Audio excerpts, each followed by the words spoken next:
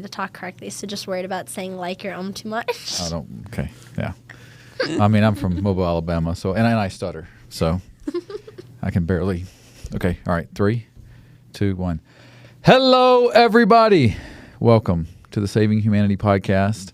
Mm-hmm. We're live, and we have a special show today, and this is two people who, and they already know this, but they have such a high vibration, a good energy, a kindness they share with their fellow man, that they're here to sort of give their perspective on how they cultivated this energy, this aura, and maybe this can be of value to you as well. And thank you for being here. So let's go. Let's start the Saving Humanity podcast. Okay. And we've got multiple camera angles today, so we're very excited.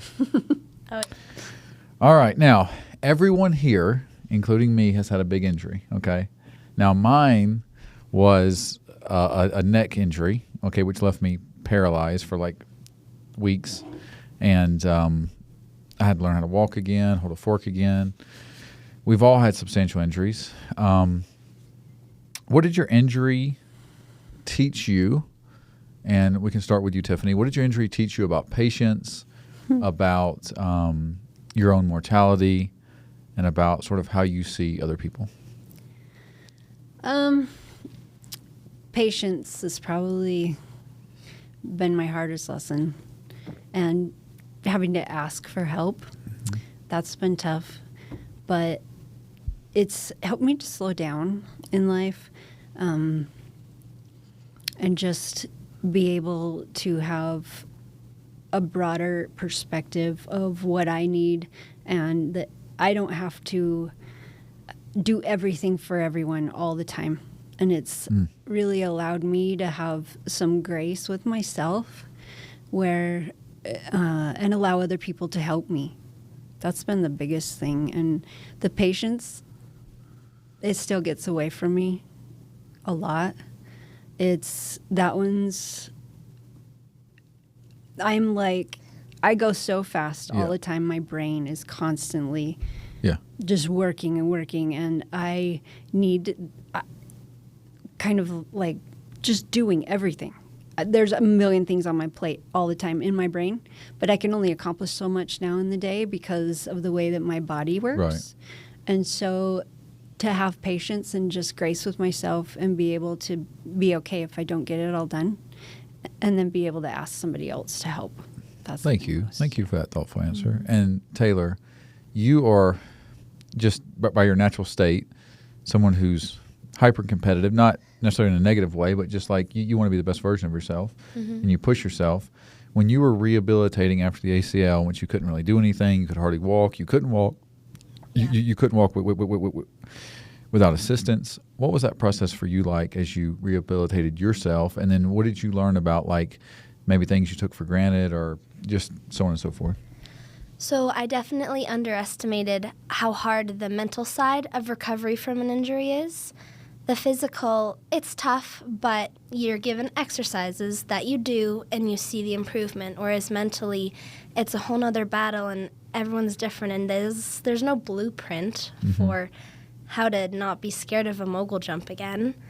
And when I was younger, oh my gosh, it must be so fun to walk on the crutches, or you have them for 5 minutes and you're like, cool, and then you need them for 2 months. And you think, oh my gosh, this sucks. And I'd never truly appreciated what the human body is capable of before. I like to think I'm a bit naturally athletic, and I have brothers, so I was always super competitive with them, whether we were doing sports, family game night, anything. And I've never not been able to tell my body to do something. So if my body wanted to walk on a slack line, I could make it do that. If I wanted to kick a soccer ball, I could do that. If I wanted to do a cartwheel, watched a few videos, learned how to do that. And it gave me a new appreciation for how much your body adapts and how much it can change, because I've never been able to not do something before. And now I couldn't even walk. I couldn't run. I couldn't do a basic function without my leg being in pain or not moving or stuck at an angle or in a brace. And it definitely gave me a whole new outlook on just how much I was taking my body for granted and how Right. much work athletes put in to being able to do things that you don't realize or you don't appreciate.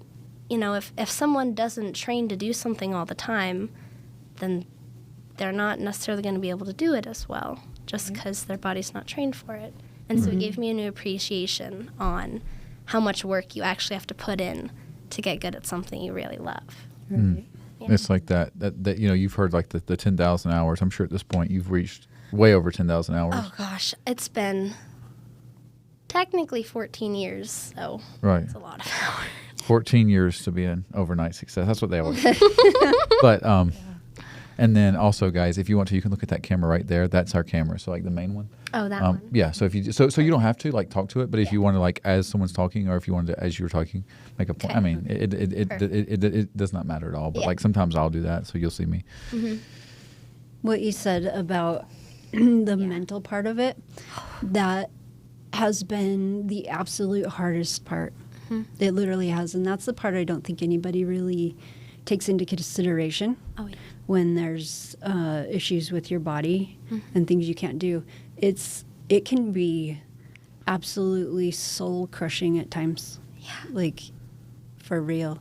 There has been times where I've had to rely on my kids or my husband to just take my hand and walk me to the bathroom, literally. And that does something to you. Yeah. It really does. And I'm so grateful that I have people in my life that love me, that will do that for me. But I want to do it myself. You know, I want to do it myself. And it's been, give me all the everythings in the world physically, I will do it. I will do it to the best of my ability. I don't have a problem. I don't care if it hurts. I don't have a problem with that. But the real struggle has definitely been the mental. There's definitely like an ego shift too, or like a releasing of the ego when you like don't look the way you remember looking. Like when you have a surgery or you have an accident and you look and you've lost like a lot of muscle mass or something, and then you like look in the mirror and there are like just pictures and you're like, yeah, I used to look way better than that. And even if looks aren't you don't even, you know, if you're not overly concerned, but like still it's the image that like you have of yourself. Yeah. And what you used to be, and then when you're like see something from another perspective, like post-injury, you're like, oh, okay, this is what I look like now, you know. And it's a very interesting thing. For me, I lost a lot of weight, lost a lot of like muscle mass in my shoulders and stuff, and then it was like, wow, do I look like that, you know? Yeah. And it's a very interesting experience to like, because I think for most people, like from like an aging perspective, it's a slow, gradual thing. When you have a cataclysmic injury and you suddenly change your physical, you know, within a matter of weeks or months, you definitely have to release your ego relative to, you know, the appearance that you think you should have or wanted to have, or you know, it's quite a humbling thing. So. With that too, it's the ways that you are able to do things or aren't able to do things. Like for me, I have always been right-handed, but I haven't been able to use my whole right side. Basically, just as like, I don't want to work anymore. Right. So I've had to learn how to eat with my left hand, and I'm a painter. I paint. I've got paint on my hands right now. Sorry. Yeah. I've had to learn how to recreate myself in all the things that I love to do in a different way. So now I'm painting pictures with my left hand. And just the fact that my body can do that, I mean, in my opinion, Yeah. they're not as good as they were with my right hand. So I'm very critical. Yeah. Yeah. But they're still really amazing. Right. And I'm doing it. And it's one of the things that I've been able to reclaim that I love to do, that my injury Yeah. has seemingly taken away from me. Right. It's fascinating. That's Yeah. fascinating. So That's amazing. still do it, just find a different way. Taylor, what did vulnerability look like for you during your recovery? Like, what was some of the most like? You don't have to get too detailed, but like, what was like the most? Do you remember like a humbling ground zero moment for you as you were kind of coming back? So I kept a journal every day for the first 3 months of my recovery because I knew when I recovered I'd want to look back on it. And I was told I tore my ACL. And I was like, oh, okay, we'll just get the surgery and be done. And then I got the surgery. And I was like, okay, I can't really move, but I'm going to get back to it. And, I'm going to be the exception. I'm going to recover in 6 months and be fine. Sure. And then probably about 3 weeks in, I woke up in the middle of the night and I was in the worst pain of my life. I hadn't taken any pain medicine because the pain medicine was making me not want to eat. And I had lost like 30 pounds and I had no appetite. And I just woke up and I remember being, why is my leg on fire? It's stiff. It won't move. And then I had to go to the bathroom and I was crying and I called my mom and it was 3 a.m. and all I wanted to do was to get up and go run it off. All I wanted to do was go outside and scream or jump or stomp or kick, and I couldn't do any of those things. Right. And then my mom came in and we kind of had a talk, and it was mostly me just crying about how I'm never going to be able to walk again. Right. Because relatively when you're in that moment, you can't see the future and you're like, well, I don't want to do this. It's too hard. This is terrible. And I kind of talked with her, and that night was probably when I realized that this was not going to be easy. That about a month after surgery is when it actually hit me that this was a real thing, and I was going to have to walk the road of recovery, and I was going to have to be helped for a lot of months, and I wasn't going to be able to drive, and I wasn't going to be able to do what I wanted to do. And I had to rely on help from others, and that definitely hurts your independence a bit because you don't want to have other people do things for you. Right. You want to do them yourself. Yeah. And it was probably then that, I never truly appreciated again what the human body can do, and also how important it is to have people who care about you, who will sit with you through this injury. I mean, I had to go home. It was my freshman year of college, and I went home in March. So I missed, the last 3 months of school because I had to go home and rehabilitate. And then there was that. And I'm like, well, I'm missing so many fun opportunities. And I'm not getting to ski. And I can't go outside. Right. But How it did kind of... Here's a good one, I think. What, as far as the PTSD from things, so it takes like a year and a half to hit that in. For me, so I've had it, so that the cancer ate away my neck and then got in my hip, and I'm good now. I feel like I don't have any physical limitations. Some numbness in my fingers at times, like if I hold my head like that or something for too long. But do you have a recurring almost like PTSD every time you do something, where you're like, oh no, I hope this didn't happen, I hope that didn't happen? Or Tiffany, maybe do you have a feeling or a negativity? Do you have and Taylor, you can talk first about just sort of because you're actively competing. Yeah. Do you ever have those where it flashes, where or did you ever have that where you're like, oh, I'm a little? Did you find yourself holding back a little bit, not to sort of compensating for potential prevention of an injury? I found myself holding back a lot. So it took me from March to Christmas. So that's 9 months. It took me 9 months to get back on snow. And I was absolutely terrified because the doctors would tell you, okay, you have to wear this brace, you have to take it slow, you could re-tear it at any moment, go slow, don't do anything crazy, be careful. Right. And I definitely favored my left leg. But then they say, oh, well, don't favor your left leg because then you'll just tear your left ACL. And I'm like, okay.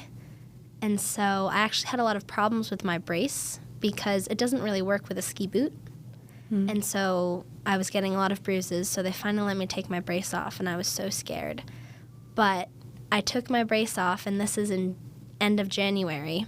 I did a few turns, and with the brace off, I actually felt my leg working. So one of my problems was I had to do a lot of they call it e-stim therapy because the connection pathway between my brain and my leg was damaged. So I could actually feel, and it was delayed, but I could feel my brain telling my leg to bend, and it was working. And I was like, oh my gosh, I'm getting better. Then in March, we went back to Val-Saint-Côme. It had been a year and 2 months since my injury, and I was on the exact same course in the exact same lane that I had gotten injured on. And I got in the gate, and I had a complete mental breakdown. I was like, I can't do this. I was crying to my coach. I couldn't make myself go off the jump because that's how I had injured myself in the first place. I did a cork 7 off bottom air, and I landed, and my world changed. Right. So after probably having like a 20-minute panic attack, my coach and I made a plan, and I just did a straight air spread to a backflip, a super simple run, and it was slow, and it was scary, and it was by far the worst run I've ever done. But I was able to get through the course, and I got down, and I just remember I've never felt that relieved in my entire life. And that was probably my worst PTSD moment that I've experienced with this injury. So first of all, thank you for your vulnerability and sharing that. That was I was captivated by that. I don't know about you, but that was pretty amazing. And I think, there's a saying, the more personal, the more universal, which means we're all going through. Mm-hmm. So we all have the same. Like the things that we think are, like how we would, only I could do that. Like only I would worry about something like that. It's like, no, pretty much everybody worries about the same things. And, there are people who, chemically have an imbalance that maybe, magnifies things. But like the more personal, the more universal, which means, we're all sort of feeling some of the same things. And yours was a little different, how your injury occurred. Mm-hmm. Tiffany, do you have any, just even in, you don't have to belabor that, but even in, 30 seconds, do you have any sort of feelings that come up now, and sort of how do you negotiate with yourself? Being in public or around a group of people, anywhere, it's hard for me if I want to get up and walk. I have to wait for somebody or, and one time I was like you were with your mom, I was crying and just really down. And my boys were sitting around, and, they're all trying to talk to me. And my husband actually, I was like, why is this happening? What am I doing? And I don't like having to, rely on you guys. And I appreciate it and all that. But my husband actually said something that really opened me up to a new perspective of seeing it in a different way. And he said, Tiffany, you know what you're doing right now? You're teaching your boys how to take care of a woman. You're teaching people around you how to nurture and look, well, what do you need? Because you've always been the one taking care of everyone in your life. And now it's time for us, and it's time for you to allow us to take care of you in certain ways. And you are going to get better, and we're going to help you. And I actually am. It's slow. It's like a turtle. But I am, because I refuse to not. Like, I see myself more and more using my left hand instead of my right hand, like brushing your teeth and different things. And let me tell you, try to brush your hand with your non-dominant hand. It's really hard. But now when I do that, I'm catching myself, and I'm forcing myself, because I'm stubborn. I'm forcing myself to do things with this hand, and I'm seeing little improvements. But honestly, it's a brain thing. It's Here's a great question for all of us, and Taylor, you can speak to this. How do you balance discipline with like love for yourself? There probably isn't a balance. This is where like I'm sure there's like a, like there's like the Kobe Bryant mindset, which is like you just go hard all the time. Oh yeah. And then you just like take no prisoners. And that's probably what helped some. Like that's the reason like humanity like evolved to this point where we're just like we're like hairless savages. Like I mean, we really are like hairless animals that like killed everything in its path and like literally just took all the resources we could. Yeah. So like there's part of that in us when we have to like dig down to that like that inner state of like ruthlessness, which can be good. We can channel it. Yeah. Over a long period, even Kobe. I mean, it didn't work out for him because he died in a helicopter crash. You know what I mean? Like he had this where he was going to go hard. He's going to optimize every moment, and then he died in a helicopter crash. So how do you balance discipline within like some like gentleness or some thoughtfulness for yourself, especially performing at such a high level, which you're performing at, where the competition's doing this or doing that? How do you sort of what's helped you see that through, and sort of what advice would you have in that realm? So I think I can speak for a lot of athletes, especially if you picked a sport rather young and you've been kind of doing it your whole life. Nowadays, a lot of sports are specialized. When my parents grew up, they all did 3 or 4 or 5 sports, and they were a little bit above average in all of them, and that was great. But you're seeing today a lot more kids are specializing in one sport early. So I always was the multi-sport athlete, and I highly advocate for multi-sports because my injury came the very first year that I only skied. I stopped soccer and gymnastics and tennis, and I truly believe that in stopping all those different activities, I lost some of the resilience my body builds up. So your ACL is basically the ligament in your knee that stabilizes it for the hypersecond it takes for your muscles to kick in. And in any sort of running sport, you get a lot of dynamic shifts, and that strengthens your ACL. And I didn't have that all fall before I went to ski. Right.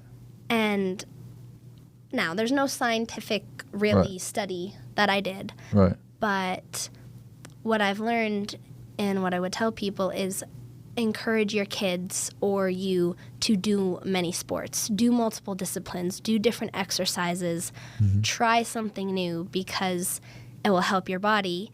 And because I did multi-sports, I mean, I had no social life when I was younger. Right. I'd go up to Maine to ski in the winter. I'd have school, I'd have sports, I'd do homework, I'd go to bed. And it was that my whole life. And I'd always kind of taken that discipline for granted because also in summers, you know, my friends would go on trips, but I'd be training. I'd have soccer, I'd have gymnastics, I'd have ski training all summer. So I never really got to go do any of the things that kids get to do. And then I had my injury, and I had so much more free time. And I actually had to relearn what discipline was because now I was on my own, and college is way more lackadaisical than high school. If anyone's scared about college, it's not as bad as people say, I promise. Right. And so I had to kind of relearn discipline, and I discovered that you can have discipline and still enjoy doing other things and still have free time. And there's always that worry in the back of your mind, you know, oh, if I take this off day, my competition's not going to take it, so I'm going to get behind. And I never took off days or rest days until my injury because I never thought it was important. But through my injury, I actually learned a lot about how taking a rest, or if you're mentally exhausted, take the off day. It actually will help you in the future because you won't burn out and you won't get super tired.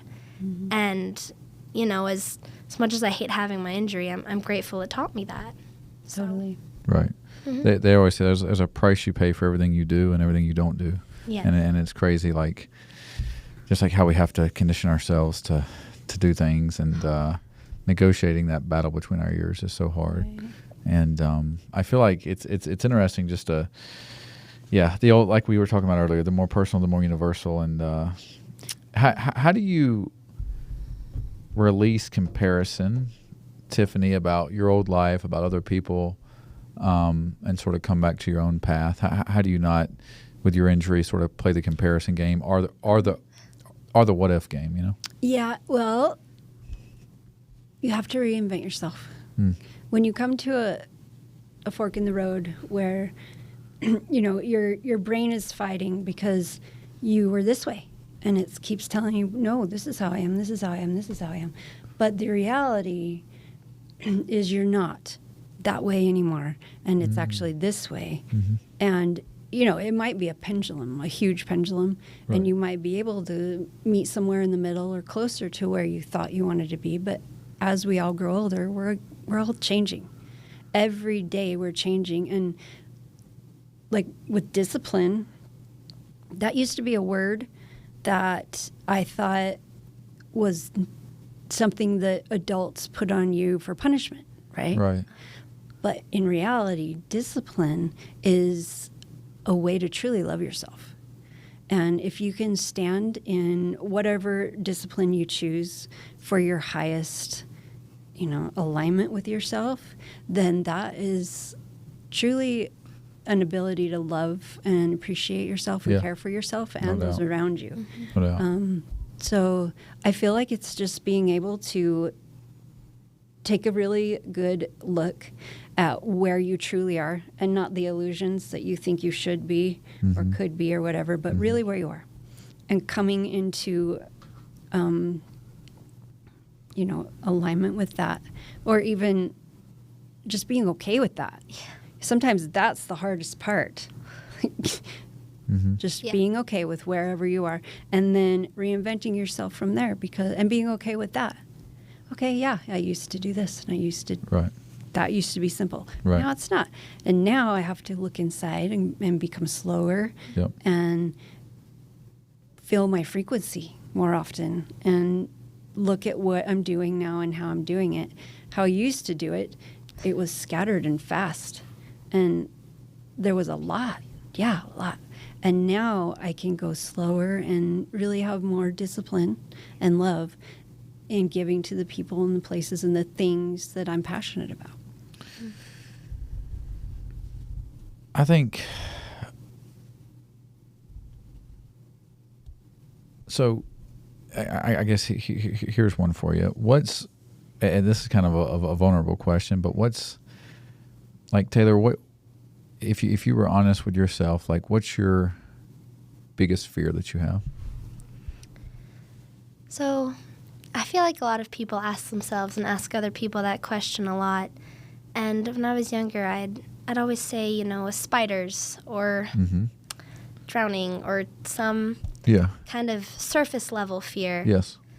And then you get older and there's the fear of, oh, well, what if this person doesn't like me? Or I got asked out on a date by this guy, but what if he doesn't like me? Or what if this person doesn't think I'm pretty enough? And I think social media has actually impacted this generation so much because you see all these people that are seemingly perfect, but there is editing and they are only posting their best selves.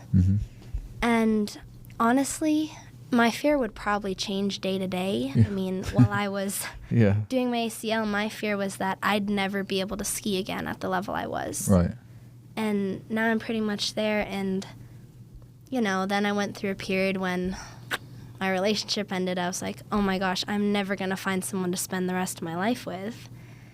And I think my biggest fear nowadays is just not being me. The fear of changing myself, which I did in my last relationship, to fit someone's idea of me, that's not who I am. And so I think my biggest fear would be not being authentic to myself. And I would encourage anyone who, self-doubt is normal. To think of yourself as maybe not the best or not the prettiest, it's completely normal, and that's part of being human. What's important is that you find ways to tell yourself that you're the only one who matters. And I think finding God helped me with that. But I try to tell myself every day to do what makes me happy and what makes me feel good, and to be true to how I want to be. Because at the end of the day, no one's really judging me except myself. One of my favorite quotes is, the only one who can embarrass you is yourself. And I've tried to live by that, because if you can embrace who you are, and I'm still finding out who I am, Right. but I think it's the greatest gift you can give yourself, is being true to who you are, no matter what people try to change you to be. So. Yeah, you definitely can't. The only person who can make you feel embarrassed for sure is yourself. Yeah. 'Cause, Yeah. I mean, you could just, you can just, and I guess there's like a limit to that, because I know some people who like pure psychopathic, and then they're like, nothing gets to them or bothers them. Oh yeah, well that's So it's like, I guess at some level you gotta have empathy for others, but you can definitely, it's definitely able to not. You can definitely just be like, all right, I'm doing this, and we're doing it. We don't care. Hinge profile. If I can, yes, and if I could follow up, just real quick, Yeah. what do people say, or what do you hope people feel from your energy and the sort of the exchange that you have with them? I hope after I meet someone, I hope they feel like I made an impact on their life or some way, for good or bad. I hope it's good, but I just hope people, when I meet them, they can learn a new perspective, learn something, or be introduced to an idea or feeling that they didn't know was there. And so I guess what I want people to get from my interactions with them is something new, whether that be good or bad or an in-between, or even, oh my gosh, I didn't know that interesting fact about hair dryers or something, or that's how an ACL works, or wow, I can smile and laugh at myself if I do something funny. So I guess I just want people to feel something that I could give them. Tiffany, what about you? You're really good at cultivating, I think, a positive vibration to those you engage with. And do you have anything that you kind of try to at least admit? Not that you can control how someone interprets it, but yeah, if I had to be super clear on that, it would be just having somebody feel like that I was a little piece of heaven in their life for a moment. When they look back on me, they feel loved and taken care of, and like they belonged, and maybe like I gave them some kind of inspiration in whatever struggles they're having, and that they could do it, and that they're enough, and no matter what they're facing, tomorrow the sun will come out. And you just get up every day and go for it, no matter what. Even if you got an army crawl there, or if somebody has to hold your hand to go to the bathroom, it's fine. Yeah. You're here. You're on Earth. Let's just make everybody's life better. Yeah. It's beautiful. This is a question for both you guys, and Tiffany, you can start it, and this can just be a like you were talking about, like you just did, just a very, if you were talking to someone and when things go wrong, when you feel overwhelmed, how do you sort of, I guess, speak to yourself now as compared to when you were younger? Oh my gosh. When I was younger, I knew everything. Right. Literally. Like, and now, okay, so this is what I have been learning for the last probably 7 years. And when I see whatever's going on around me and it makes me upset or it brings me happiness, whatever it is, I can gauge my frequency on what I'm frequently seeing, right? So frequency. Yeah. If you frequently see something, that is your frequency that you are vibrating at, right? Yeah. So if you like it or don't like it, you have a choice now. Because if you change your frequency, and the vibration of your energy and your state is just changing your mood. That's all that means. Just a change of your mood is how you change your frequency. So if you don't like what you're seeing around you, go inside and do your best to change your mood and your frequency, and then things will change around you. And I would say, like, our reticular activation system, our RAS, like it starts paying attention to like what we, like if we think life's going to be hard and like, you know, it's not going to be easy, then we start like looking for ways to like make it hard. Oh yeah. As opposed to if we're like, it's going to be great. It's going to be great. It's going to be, we're going to have a great time. We're going to learn from this, and it's going to be an awesome experience. Then like your brain looks for the opportunities for it to be easy, to have an opportunity, to have a great experience. And I think like with money and everything's the same way. And there is a pragmatic part to it. Like you have to invest your money. You have to do that. And I'm a firm believer in those things. But also it's like your brain, your frequency, your reticular activation system. If you can see the world as being easy and light, and it's going to be great, we're going to have an awesome time, then your brain can spot opportunities to make it easy and light and have an awesome time. And so that's that's an underrated thing that like, opens up a lot. And you're someone who's you have to be a little outcome oriented. But within that, when you get overwhelmed, when you feel stressed, what does that little inner voice say to you? How do you speak to yourself in a way that actually positively affects your inner state? So when I was younger everyone would always comment on, oh my gosh, Taylor, you're so optimistic, you're so vivid, you're so full of life, you're always smiling, I've never seen you sad. And when I was younger, I don't think I necessarily let myself feel emotions other than happiness. Or if I was feeling stressed, I'd kind of ignore it and write it off and like put a smile on my face and be happy.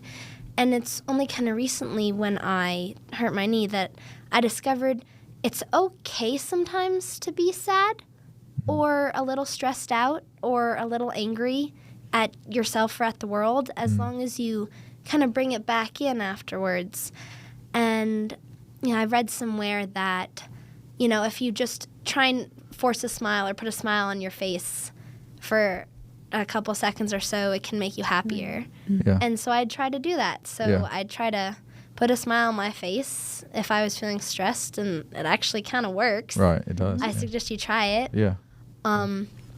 Or my personal therapy that I found is if I'm stressed or overwhelmed, I usually put down whatever I'm doing, and I'll put on my favorite song or line dance at the moment, and I'll spend 3 to 10 minutes just dancing my heart out and not thinking about anything else. Yeah. Changing your frequency. Changing my frequency. And, usually after that, I kind of have some endorphins running and oxytocin, and I'm ready to get back and try to do what I was trying to do. Right. And I think a lot of times people might have a guilty pleasure or something they enjoy, but they're not necessarily okay with doing it because, we joke about, oh, this binge show is my guilty pleasure, or chocolates are my guilty pleasure. And I think inherently we associate guilty with bad, but it doesn't have to be. If you're having a hard day or feeling stressed, take a few minutes or a half an hour to do something that makes you feel good or happy, that changes your frequency. And then you can restart and try to get back to what you were doing. Just balance. Yeah. Balance. Everything can be good or bad. It's Yeah. what discipline are you going to put on it with a balance in mind, right? Exactly. And then your ego, whatever you're telling yourself every day, your ego is going to go out and look for reasons that that's true, good or bad. So if you decide to be happy, then it's going to look for things to be happy, and everything's going to be happy. If it, and it's okay to be sad too. Right. It is. Some of the most beautiful things in my life have been sad. Yeah.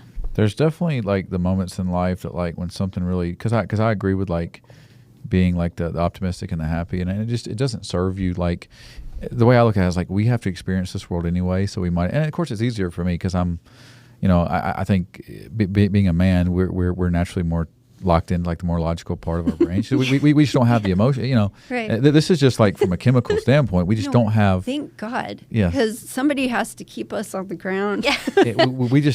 we chemically. That time of the month. Yeah, we chemically see people would even do, like I agree, and I think because I have friends who tell me like I have girlfriends that tell me that like they're like during this I want to talk to people, and then when I'm on my period I don't want to see anybody, or I'm at least much less social, and it seems like there's an awareness of that now, but for years.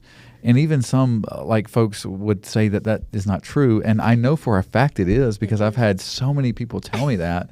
And Can I one up you on that? Go ahead. Menopause. Oh, gosh. You guys, just No. I'm not looking forward to that. it'll be fine. Yeah. Get my number. Okay, I will. Yeah, But I'm telling you, it's on another level. Oh, gosh. It is. and yes, and lovely. see, yes, and so that's a whole podcast. But see, like honestly, like, and no one's like I guess there are now like in the private like podcasts about like how just and of course I have no firsthand experience, but I've just heard it like, oh, this is feeling like this is feeling like this, I'm ovulating, I'm feeling like this, and all these things get talked about because I know, right? Yeah. But I like. Then there's like a whole part of society who denies that these things even exist. Oh,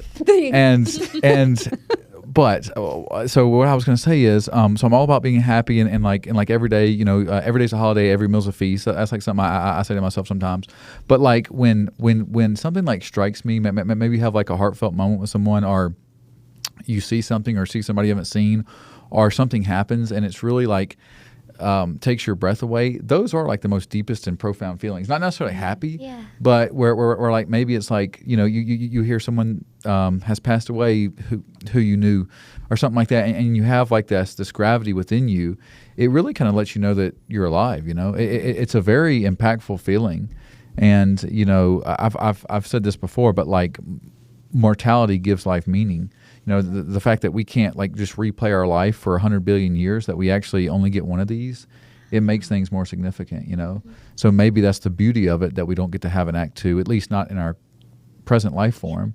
And then so it creates this urgency and also this specialness, because this is the greatest moment of our life. And then in an hour from now, when we're all not here, that'll be the greatest moment of our life. And so each moment is the greatest because it's where we're at, and it's the most profound. It's what the universe wants us, God, the universe wants us to experience. Also, though, those gut check moments, you never forget them. They always say we learn through repetition, which I know you know a lot about. You learn through repetition, or you learn through shock. That's how your brain learns. So it's like someone tells you something, or you have an experience, and it like freezes your nervous system, and you never forget it. And there's things that I've learned things like that. I still remember conversations people had with me like 20 years ago. It's the craziest thing is when you can remember a conversation at an exact moment someone had with you, because something that they shared with you or that moment shocked you. Like in your nervous system, it like still lives on, even if it wasn't terrible. Yeah. But like you remember those feelings, or you just do something so much that you can't unlearn it. Like it's just something that you've done. It's that path to mastery of like, you don't do it till you get it right. You do it till you can't get it wrong, which is what you've done, and taking that path to mastery in skiing. But either way, that's how your brain, that's how those neurons, but the absolute insanity is that you learn through repetition and shock that something can literally shock it itself into your nervous system is quite profound. Yeah. And so, yeah. No, when I did gymnastics, my coach used to always say, practice how you compete. Because we'd get to a competition and, there's jitters and nervousness, and you always tumble a little bit more powerfully, or you go a little bit higher, or you're a little bit tighter. Yep. And, your body has to kind of adjust to that. So if you kind of practice or repeat a motion half-heartedly, your body adjusts to that half-hearted motion. And if you put 100% instead of 70, your body has to readjust quickly, and it doesn't always adjust. Right. So say you're doing a back tuck and you have a foot more height than you usually do, your body's not necessarily ready to handle that, so you might stumble. And so it kind of just reinforced the fact, whenever I do something, if you're tired or if, you're having a down day, you might not want to give something your all, but at the end of the day, no matter what you're doing, your body will always, I think, feel better at the end, and you'll think, well, I gave this my all every time I did it. So no matter the outcome, I'm happy with what I did because I gave it my all every time. And that's how I try and view life, and that's how I try and view training, because, oh gosh, there are days I do not want to get up and go to that ski hill. But I know that repetition and practice is what's going to get me there. And so I go, and maybe I only do 5 runs that day, but I try and make them the best runs that I can, so I get in those good habits. And so my body learns, okay, this is what you do, and this is when you do it. Right. Yeah. That's awesome. And I think too, like, just like your body does like speed up in performance, like just knowing from football, like everything speeds up in the game. It's like, isn't that crazy? It's crazy because and then certain moments it can freeze and everything's like.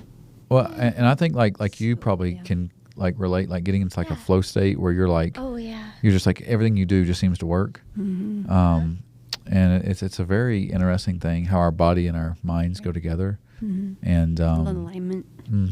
Total alignment, and have you ever just flow? You flow, and can you tell us about a flow state moment?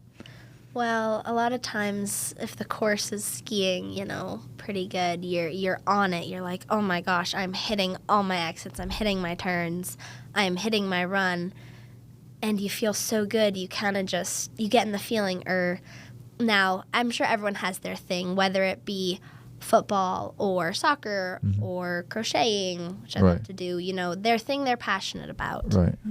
Nothing beats a good mogul run. Like when I get in the bumps and when I'm just on it and I'm hitting the turns, I'm just flowing with the forces of nature and with Yeah. the bumps and all that.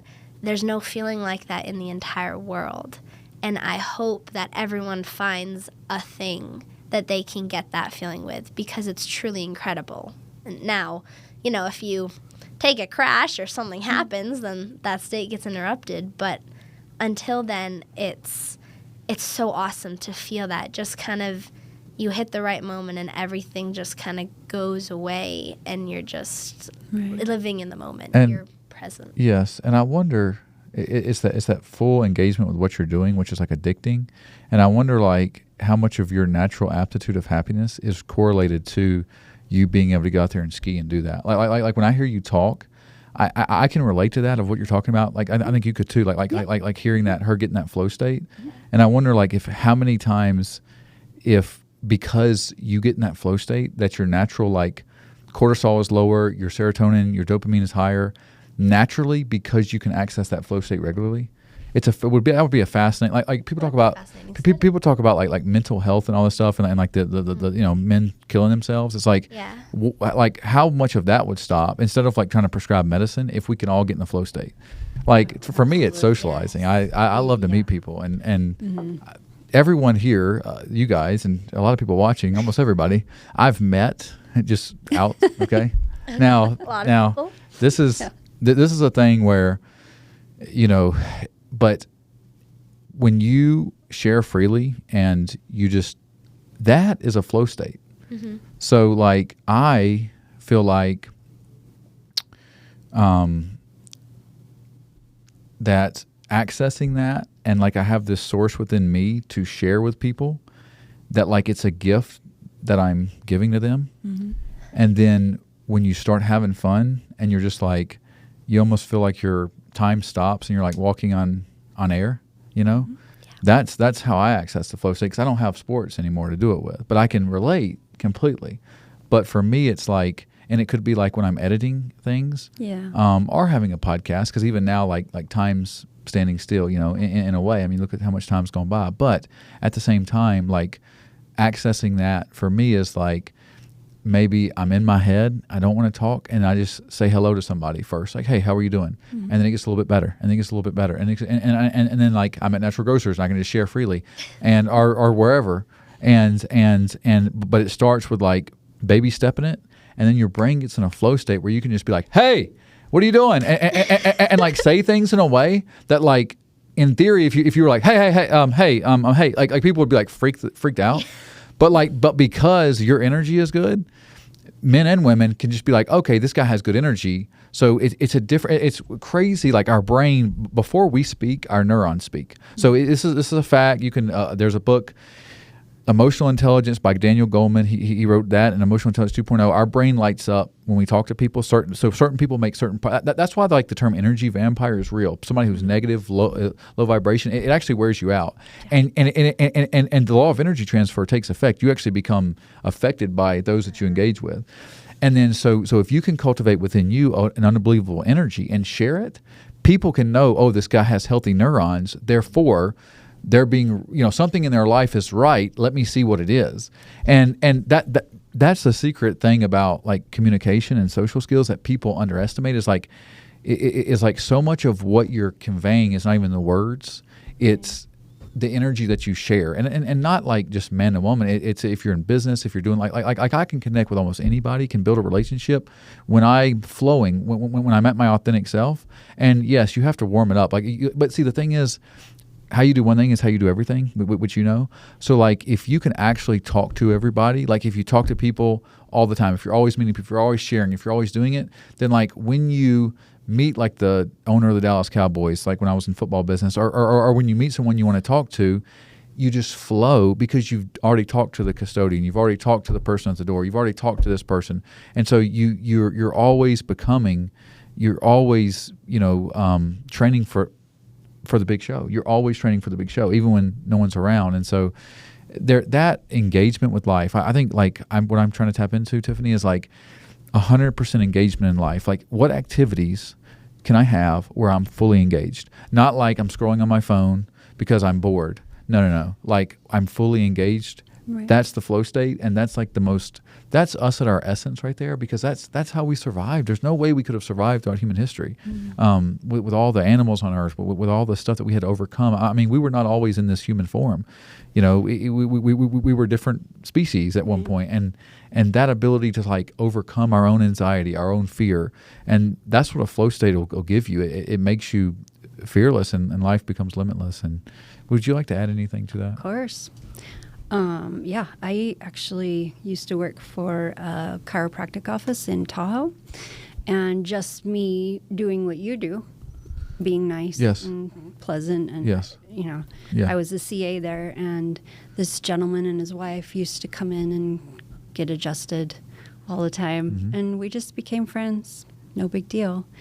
And one day he came in, he was really upset about something, and I was like, his name was David Coverdale.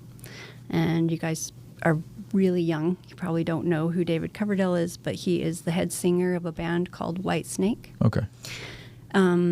He was upset, and Heard I of said, it. I've heard of it. You heard of it, yeah. There was a music video of like somebody dancing on White Snake's car. There's actually There a you go. song where Yeah. where like have you ever heard a song? It's like Here I I'm go gonna dance again. in the head of White Snake's car. So it's another song that was like referencing that. Like I might have I'm heard definitely that. you've Yeah. heard of it. Yeah. So I think that was like back in the 80s, but like so that was a little before my time. But I've heard of a song where it's like I'm gonna dance in the hood. I'm gonna dance in the hood of Yeah. White Snake's car. And so yes. anyway, yes. And that was my time. So Okay. yeah, that was Okay. Tawny Katane Okay. dancing on the car. Okay. All of us girls wanted to be Tawny Katane, right? Yeah. Okay. Back when Gotcha. I was. Got But it. anyway, this was David Coverdale. Okay. He was coming into the chiropractic office and getting adjusted with his wife. And I asked him why he was upset that day, and he said that he had to go out on tour in a few months, and his personal assistant of 30 years had just quit. And I was like, oh my gosh, okay, David, just go back and get adjusted, and I have lots of friends. Let me call. Right. We'll figure it out. Yeah. So he went back and got adjusted, and I'm calling all my friends, and none of them are answering. And I'm like, you guys, Help me out. answer the phone. Yeah. And he comes back up and he's like, you know, Tiffany, Cindy and I have been talking, and you take such good care of us here. Do you think you could do it? And at the time, I mean, this was 7 years ago. Mhm. It was so expensive to live in Tahoe, and I had, you know, all my kids, and I had 5 jobs, and that was just one of my jobs. And just to put milk on the table, Yeah. right? Yeah. And I was like, there is no way that I can do that, David. Are you crazy? And he's like, well, I could probably pay you more than all your jobs and blah, blah, blah. I was like, Right. oh my gosh, I'll have to talk to my husband. And he's like, okay, yeah. So I called my husband, and I was like, Sean, David Coverdale has to go out on tour, and he's in need of a personal assistant, and I don't even know what that means, but he's asked me to go. Well, what do you think we should do about this? And he's like, Tiffany, you have to go. Wow. You have to do that. I was like, I don't even know what that means. I don't know what? And he goes, what do you mean? You take care of everybody all the time. You know how to be a personal assistant, and you'll learn. You can do it. It's like, okay, but who am I going to get to cover all of my jobs and take care of the boys? What am I going to do? You know, Panic on the Titanic. It's like, oh. And he's like, we'll figure it out. We'll just figure it out. Right. And I did. I went on tour with White Snake. That is crazy. Yeah, Cool. and- Did your marriage end shortly after that? It actually did. Okay. There you go. That's a lesson. It did, but only because my husband decided drugs were really cool. Okay. Because I had just gotten an amazing job, and he didn't have to work as much as. That's actually why I got my injury. I know. I was joking just to. No, it's That would actually be something like on the internet. People would. It would be like this great story, and then it'd be like. well, you and know your marriage what? ended short. It ends great because I am actually one of the girls in the White Snake videos now. Really? No That's awesome. way. Yep, look it up. It's Burn White Snake. Okay. And it has my face. My name is Tiffany Atkinson in Yeah. that video, but Yeah. yeah, That's awesome. it was awesome. But yes, that just going and doing that, and you can meet people Yeah. you have no idea. I'm trying to like change the thing of like people, because I think too is like and I mean you're from Massachusetts, so let me just so I lived in New Hampshire. I Yeah. think we talked about that. Okay, East Coast. But I'm from Mobile, Alabama. This is my 10th state, and as you guys know, so I lived in New Hampshire for 2 years, and I was like right 10 minutes from the Massachusetts border because everyone in New Hampshire lives right near the Mass border because Yeah. people go to Boston and like work. Right. Or go to like Amherst, Sucks. yeah. So a lot of the towns in New Hampshire are just suburbs of Boston, like Nashua, Manchester, because people are like within an hour, 45 minutes.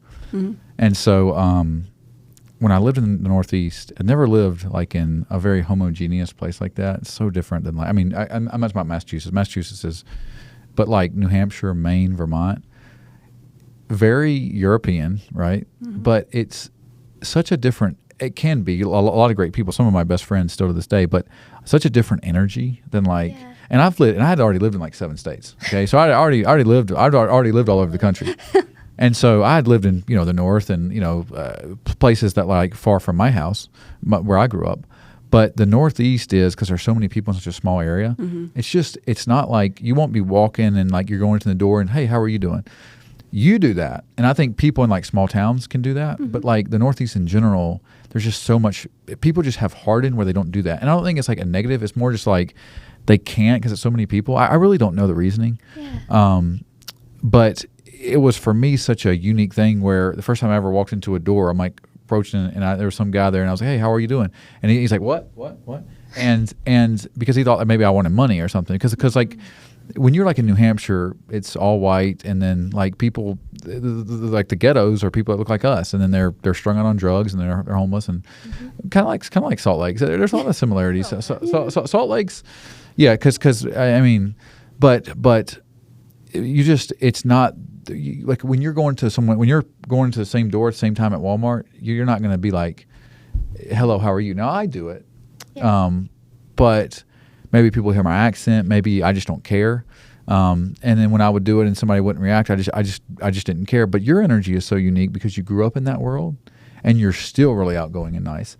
Now I know that's not everyone, but behaves in the same way, but by and large. Yeah. It's not necessarily the order in which life goes in New Hampshire and New England and Massachusetts, and so kudos to you for doing that. And I guess have you always been like that, and sort of what makes you have that outgoing kind energy, especially coming from where you came from? So I can't remember the exact quote, so I don't want to say it because I'm going to mess it up, but it's something about, I saw a meme somewhere about how people from the Northeast are nice, and they would ask to change your tire or something, and people from the West, it's like people from the West are nice, but they wouldn't change your tire. I've seen this, and yeah. people from Northeast aren't nice, but they would change your tire. Right. And technically I've lived in Utah for 4 years now, yeah. and I'm from the East, Yeah. and I definitely see a difference in people and how they interact and do things. I will say one of the most interesting things is if you get closer to the city, especially Boston. Mm-hmm. I grew up about 20 minutes outside of Boston. There's definitely less saying hello to strangers. I For think sure. partly because there are so many people. Yeah, you just in can't. such a small Yeah, space. yeah. But when I would walk at my home in Mass, it's a small town, Right. and I'd know people. But whenever there was a dog, I'd always say hi or can I pet your dog? Because you always ask. Right. I come out here. In the 4 years out here, I've seen hundreds of people walking their dog. There's only one person that I've ever really interacted and talked to and pet because everyone, I don't know if it's being protective of their dog or because there are more homeless people here in certain areas, but they always pull their dog and cross the street. They don't even give a wave or a hi. And it's kind of interesting to me because I also like to say I'm from Massachusetts and Maine because I grew up living in Maine in the winters. Okay. So I think I'm from both places. I love Maine, by the way. Now Maine's nothing like that, and Maine is awesome. And I like Vermont too. Oh, yeah. It's a whole thing. We you could do a podcast on like New England because it's so much because I would work. So I teach school, and you guys know. So I teach school is my career, right? But I've always worked with adults with special needs, or I've always done something. I work for the state sometimes, work for the county outside of teaching. So I work every day of the week. I work all the time, but I've always done that wherever I've lived. So I'm living in New Hampshire, and then I'd go work in Vermont, or I'd go do something just on the weekends or something. Just go take just spend the day in Vermont, and that culture is so different. It's such a laid back kind of an energy, and Maine's the same way. Yeah. Where I like that kind of energy and aura. The Boston energy was good, a lot of good people, but it's very It's like the capital of like and this is not, I'm not overly political, but of like the woke. If you use that term, I would agree. Let's just say this, like a very left leaning, Yes. like almost like a toxic left. And by the way, the right can be toxic too. I'm not. Oh, yes. But like a very toxic version of like left politics is in that Boston area, and it's kind of disgusting to me, having lived all over. And I think a lot of it is the people don't know how good that they have it. So like in their mind, they're like espousing theories on why the world is the way, and it's like, no, dude, you go down to Mobile, you're going to find out all the stuff that you say is actually false. And also just be nice to people, and you're just like an intolerant jerk who's ultimately going to get ambushed or overrun by people who, you know. So that kind of thing was kind of a turnoff, but the rest of it was not. Like Vermont, Maine, even parts of New Hampshire, where because some of New Hampshire has some of that, but like it's just such a different energy. It's a laid back energy, a very kind, and that world is so old up there. Like some of those cities in Maine go back to like 1620. Now imagine Salt Lake didn't get established till like 1863, and some of those it's crazy, and like Laramie, Wyoming is like 1880. Like people didn't even come out here. And there's places out west that were like unincorporated until like 50, 60 years ago, as opposed to like Maine. People have been living there since like since like 1620. Just think about that. They've had a city council and a governor, and so that's very old land up there. Some of the houses, I stayed in a house that was built like 250 years ago. There's actual houses that were built and they're still standing. So That's great. that was kind of like my. And I don't know. I'm talking too much, but I love. I would. Yeah, go ahead. I would agree, because one of the reasons I was getting to is that one of the reasons I think I am a bit more outgoing than most people is because I spent half my life in Maine, and I identify a lot more with Mainers than I do with Massachusetts people. Partly Did you because call them Mainers? yes, we're from Maine. We're Mainers. Look up Donnie Pelletier. But so part of it is because of the political ideology. Yeah.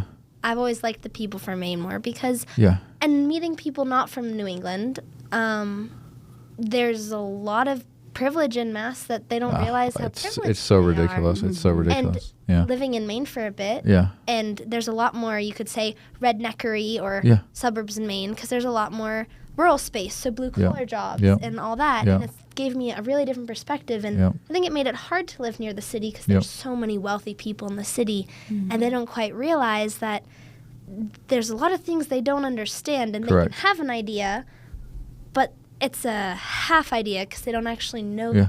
know Correct. the other half of it. And so I personally love Maine. Is probably one of my favorite places on earth that I've ever been. Kittery, Maine. Are you a fan of Kittery? I don't spend too much time in Kittery. I prefer, so I grew up mostly in Bethel, Maine and Oxford, Maine, which are pretty Way far up there, north, yeah. way up north.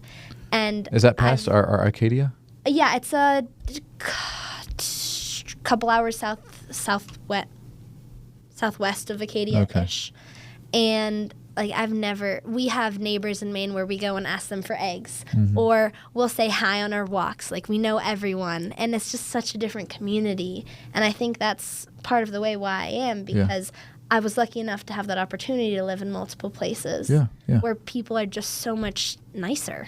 And Yeah, 100%. And one fact about Maine is that it's the only place where like you have to, like, when you wash your clothes, you have to put your like setting on warm, because if you wash it in cold, it'll like freeze your. There's like parts of like northern Maine where it actually happen. so cold. Because it's so cold. Wow. I will say, coming out here, it amazed me that I could wear shorts in January. yeah. I'm like, what the heck is this? It's not. I have a whole winter wardrobe that I don't need Yeah, it's dry air at times. Until you do. until I do. Yeah. Yes. It's made up for with the inversion, though. The inversion Yeah. makes up for it. Yeah. And but what I was going to say is, as we wrap things up here in just a few minutes, the beauty of living. So for me, I always want to live as many places I could, because I love learning. I know you've lived different places. You're obviously not from here. And even I want to extrapolate that to like live in different countries and things. And the reason I don't want to die, and not from like a health standpoint, but from like, because it's so fun to learn and live and do different things. And they say in like Europe, every 500 miles is different. Well, in the United States, like every 500 miles is different. Like just living in different cultures, Yeah, like totally. the whole Northeast thing, and how people are, and just what's accepted as like acceptable culture or norms. Like in the South, you would never not be in the same room with somebody, like a room like this, and not say hello. But in Boston area, Yeah. maybe somebody comes in here and they work on something and they leave, and then no one talks to anybody, and that's just accepted. Where like in the South, it's very network oriented, very relationship oriented, and if you don't speak, you actually get a reputation. So if you speak too much in New England, you might get a reputation. If you speak not enough in the South, suddenly you get a reputation as not being. Being human is hard. Yes. Well, you know what they say that like we settled areas that were like our homeland back in Europe. So like the Scottish moved to the South, so that they like lived in the Highlands in England, and they like that like rugged, like the Appalachians and all that, and so that's what they related to. And then like the Germans went to the Midwest, and like those early like Puritans went all the Northeast, and now it's been, I mean that area now has like Irish and Portuguese and Italians and all that's kind of mixed up in there, But it's a very fascinating thing, and sort of how just we are as people, and Totally. it's very. I was actually almost hit. I was with a guy with a disability. We were walking, and I thought like the car could see us. We were like at Southtown Mall, and like we were like way out in front, and then he like never stopped, and he almost hit us. But like he's from New Zealand, where you don't have to give like a right of way. Oh. So like nobody. No one ever just like walks in front of the road, and he didn't know that. So like first I was like, man, what's your? I like smacked his windshield, and I was like, what's your deal? And that whole fight or flight thing came out, and then it became obvious him and his wife like they were really just from New Zealand. They didn't know, and then we ended up talking for. So they just, we even ended though up they talking- didn't know, they're just going to hit you? Well, like we weren't quite that. So that was why I was so it was like we were here, and then it was like they eventually had to stop because I was like, what's going on? Like and like the closer he got, you get like I'm like, well, I'm not stopping. I kind of get like this, and I was just mad because he made it way closer than it had to be, and I was with a guy with a disability, and part of that is like my own immaturity being triggered from something that shouldn't have even. But when I talked to him for about 20 minutes.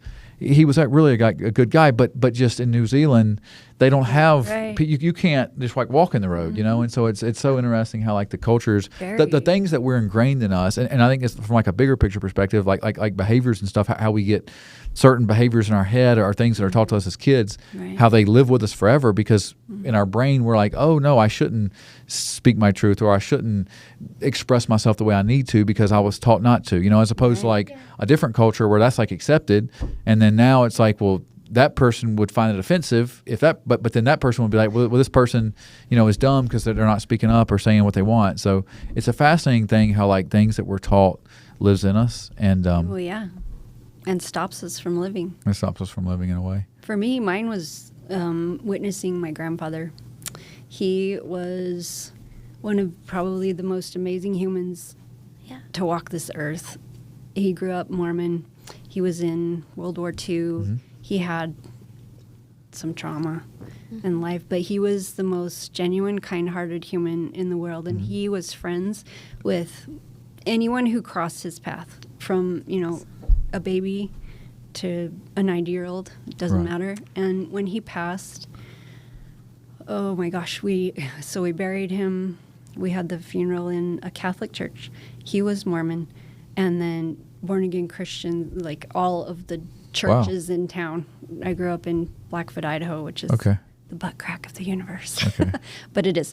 And there was standing room only in that church, and it's a huge church, and there are people down the road trying to get in because he was so loved, because he made everybody just feel loved and accepted. And you've encapsulated that, and you also, and that's why you're here today, because of how you engage with people. Well, and there's two things that I've heard in my life. I think one's by Maya Angelou. I think it was her that said it. I know what you're saying. People don't necessarily remember what you say; they remember how you made them feel. And then there's another one. There's another one. So, say we have a 10-minute conversation, and 9 of those minutes we're maybe standing in the kitchen, right? And we're just having this great conversation. It's wonderful. And then the last minute, I take a butcher knife and I chase you around the kitchen. Okay. How are you going to think of me? Are you going to remember the 9 minutes that were wonderful, or the 1 minute that I was psycho? The one you were psycho. So how is your energy showing up, and how are you going to make this person feel? That's so true, because like the people that drain us the most are like the ones who just aren't consistent, who are like one way and then they have a bad day and they're lashing out, and you're just like, it's worse than just Yeah. It really is. It's like it's like the It's stimulus, unpredictable. the unpredictable. It's like the stimulus and response, where it creates like this like Pavlov dog effect, where it's like, you know, if you're working with someone or whatever, where you have to be in that energy field, and it's just like, you know, it's a very exhausting thing when a person's, you know, can, like you said, kind of have that emotional outburst that you just don't know when it's going to happen, and it does wear you down. You know, Well, it's it dysregulates your It does. energy and your nervous system so much that it's just in your mind and your brain. It says you can't be trusted, and Yep. then you feel on edge and panicked. and we have to fight that urge within ourselves, especially like when we can react in a negative way to somebody who like needs us, Sure, yeah. to like have that patience and love and be like, and even if it's just being quiet, like, Mm-hmm. you know, biting your tongue, just being like, I'm not going to react, I'm not going to say a word because Yeah, and sometimes, I mean, we're all human. We have those moments, and when we do react instead of respond, we have that reaction. Yeah. Then we get to have the grace with ourselves Right. and come back and just own it and be Yeah. like, hey, I'm sorry. yes, This is what was happening. yes, And yeah. yeah, No, I agree. there's room for it all. No, that's truly amazing because I've been kind of lucky to never truly necessarily, up until my knee injury, really have any what I'd think of on a college questionnaire as a life-changing moment. Because I always ask you that, you know. Right. What's a life-changing moment that made you decide the rest of your life? I don't know. I'm still not there. I have an Right. idea, but, Right. you know, life changes. And I think one of the beautiful things is meeting people and interacting with people and being able to, maybe if you have a bigger or harsher reaction than you expected, to recognize that, and then you tell them, and then they understand, and maybe they share a time that they had a problem or a reaction they didn't Yeah. like, and then you build a connection off of that. Correct. Yeah. And I just think Right. human connection is one of the purest forms of just life and communication that we can have. And I honestly think social media and phones kind of negate some of that connection nowadays. Because, I mean, I know a bunch of kids who wouldn't be able to have this conversation with two amazing people because their social anxiety, or they wouldn't be able to not check their Right. phone, That's crazy. and they wouldn't be able to stay engaged. And I just think so many people miss out on the genuine connections you can form with people because of that. Agreed. Well, and sometimes when you allow yourself to not be on such a pedestal of perfection, it gives the people in our lives the opportunity to be real too, and to, you know. We're going to have to end there because Yeah. our light's blinking. Okay. Oh, no And worries. they and Like what? and they want us to leave, but thank you for being here, Yeah, and Thank you for having me. Yes, thank you so much. you're welcome, and thank you for watching the Saving Humanity podcast. Peace. Okay, now with the cameras, because we have them, we're gonna do just a little Oops. promo. Okay.